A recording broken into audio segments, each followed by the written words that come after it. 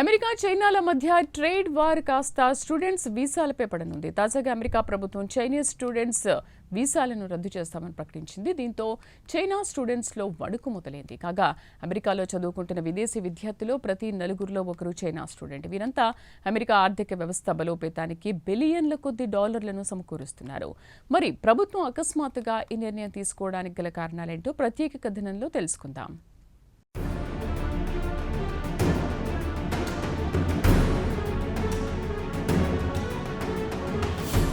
America ప్రభుత్వం తాజాగా తీసుకున్న నిర్ణయం చైనా స్టూడెంట్స్ కు కంటి మీద కునుకు లేకుండా చేస్తోంది. చైనా విద్యార్థుల వీసాలను రద్దు చేస్తామనేది అసలు సారాంశం. అమెరికాలో చదువుకుంటున్న ప్రతి నలుగురు విద్యార్థుల్లో ఒక విద్యార్థి చైనాకు చెందినవాడు ఉంటాడు.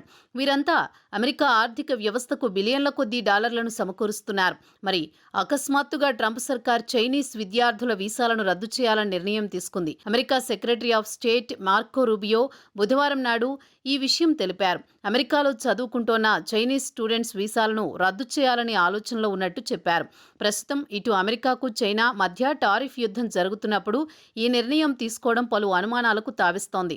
కాగా అమెరికా వాదనేమంటే అమెరికా యూనివర్సిటీల్లో చదువుకుంటోన్న కొంతమంది విద్యార్థులు బీజింగ్కు రహస్యంగా అమెరికాకు చెందిన రహస్య సమాచారం అందిస్తున్నారని ఆరోపిస్తున్నారు. అయితే అమెరికా ప్రభుత్వం విద్యార్థులకు వ్యతిరేకంగా వీసాలను రద్దు చేయాలనే కఠినమైన నిర్ణయం గతంలో ఎన్నడూ తీసుకోలేదు.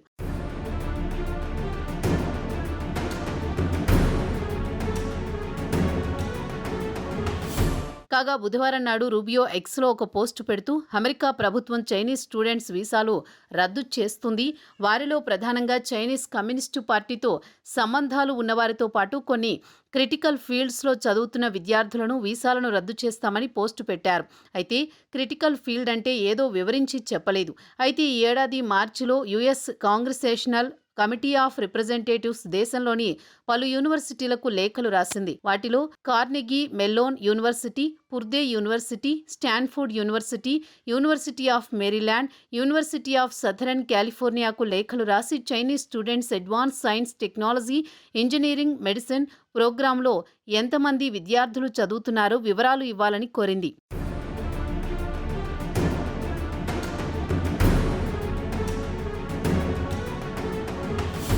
కాగా congressional committee chairman John Moolenaar వాదన విషయానికి వస్తే ఆయన చైనా ప్రభుత్వమే కొంతమంది విద్యార్థులను టాప్ రీసెర్చ్ ప్రోగ్రాంలో చేర్పించి సెన్సిటివ్ టెక్నాలజీ నేర్చుకుని తిరిగి మాతృదేశానికి రావాలని పంపిస్తోందని ఆరోపించాడు. చైనీస్ కమ్యూనిస్టు పార్టీ వ్యూహాత్మకంగా కొంతమంది పరిశోధకులను అమెరికాలోని టాప్ యూనివర్సిటీల్లో అత్యంత సున్నితమైన టెక్నాలజీ రంగంలో చేర్పించారని, తర్వాత వారిని మిలిటరీ అప్లికేషన్స్కు వినియోగించుకుంటున్నారని ములేనార్ యూనివర్సిటీకి రాసిన లేఖలో ప్రస్తావించారు. చాలా మంది చైనా విద్యార్థులు చైనాలో డిగ్రీ పూర్తయిన వెంటనే సైన్స్ అండ్ టెక్నాలజీలో నైపుణ్యం సంపాదించుకోవడానికి ఇటు అమెరికాతో పాటు పాశ్చాత్య దేశాలకు వ్యూహాత్మకంగా చైనా ప్రభుత్వం పంపిస్తోంది, ములేనార్ ఆరోపిస్తున్నారు.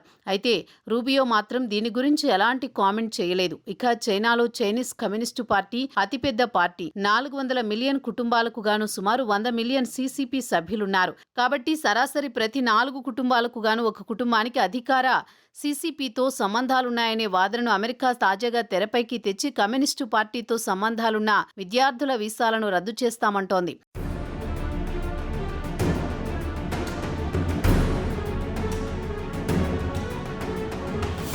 ఇక అమెరికా స్టేట్ డిపార్ట్మెంట్ వెబ్సైట్లో కూడా కొత్త వీసా పాలసీని అమలు చేయబోతున్నామని తెలిపింది. అమెరికా ఫస్ట్ అనే టైటిల్ దానికి పెట్టింది. రూబియో ఒక ప్రకటనలో భవిష్యత్తులో చైనాతో పాటు హాంకాంగ్ నుంచి వచ్చే వీసా దరఖాస్తులను క్షుణ్ణంగా స్క్రూటినీ చేస్తామన్నారు.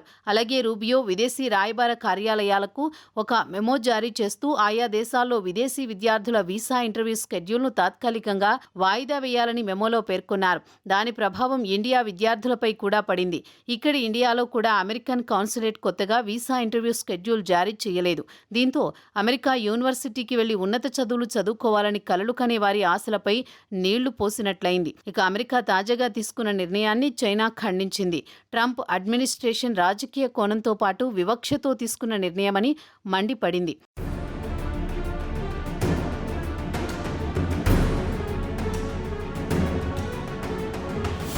అమెరికా ప్రభుత్వం అకారణంగా చైనీస్ విద్యార్థుల వీసాలను రద్దు చేసిందని చైనా విదేశాంగ మంత్రిత్వ శాఖ అధికార ప్రతినిధి మావో నింగ్ ఆరోపించారు. జాతీయ ప్రయోజనాల హక్కు ముసుగులో చైనీస్ విద్యార్థుల హక్కులను కాలరాస్తోందని మండిపడుతోంది.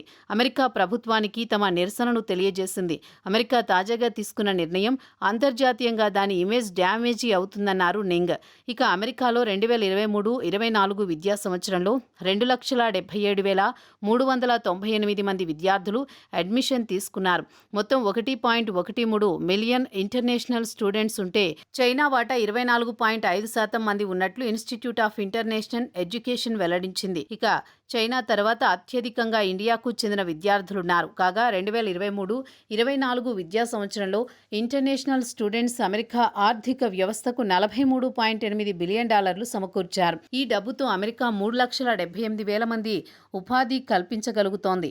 కాగా చైనా ఒక్కటే $11 బిలియన్ అమెరికా ఆర్థిక వ్యవస్థకు సమకూరుస్తోంది.